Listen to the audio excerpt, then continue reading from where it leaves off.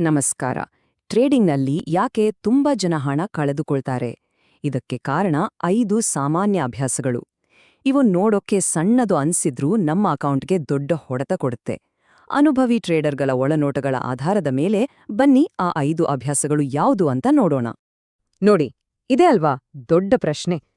ಎಷ್ಟೋ ಜನ ಹತ್ರ ಒಳ್ಳೊಳ್ಳೆ ಸ್ಟ್ರಾಟಜಿ ಇರುತ್ತೆ, ಆದ್ರೂ ಕೊನೆಗೆ ನೋಡಿದ್ರೆ ನಷ್ಟದಲ್ಲೇ ಇರ್ತಾರೆ. ಯಾಕೆ ಹೀಗೆ? ಕಾರಣ ಇರೋದು ಅವರ ಸ್ಟ್ರಾಟಜಿಯಲ್ಲಿ ಅಲ್ಲ, ಅವರ ಅಭ್ಯಾಸಗಳಲ್ಲಿ. ಬನ್ನಿ ಅದರ ಬಗ್ಗೆನೇ ಇವತ್ತು ಮಾತಾಡೋಣ. ಸೊ ನಾವಿವತ್ತು ಚರ್ಚೆ ಮಾಡ್ತಿರೋ 5 ಅಭ್ಯಾಸಗಳು ಇವೇ ನೋಡಿ. ಹವ್ಯಾಸ ವರ್ಸಸ್ ವ್ಯಾಪಾರ, P&L ಚಟ, ಅಪಾಯಕಾರಿ ಹಿಮ್ಮುಖ ತಂತ್ರ, ಹಿಂಡನ್ನು ಹಿಂಬಾಲಿಸುವುದು ಮತ್ತು ಭಾವನಾತ್ಮಕ ಏರಿಳಿತ. ಒಂದೊಂದಾಗಿ ಇವುಗಳನ್ನ ಡೀಟೇಲ್ ಆಗಿ ನೋಡೋಣ. ಸರಿ, ಹಾಗಿದ್ರೆ ನಮ್ಮ ಲಿಸ್ಟ್ನ ಮೊದಲನೇ ಅಭ್ಯಾಸ. ಇದು ತುಂಬಾ ಜನ ಮಾಡೋ ದೊಡ್ಡ ತಪ್ಪು. ಏನಂದ್ರೆ ಟ್ರೇಡಿಂಗನ್ನ ಒಂದು ಬಿಸ್ನೆಸ್ ತರ ನೋಡಲ್ಲ, ಬದ್ಲಾಗಿ ಅದನ್ನೊಂದು ಹವ್ಯಾಸ, ಒಂದು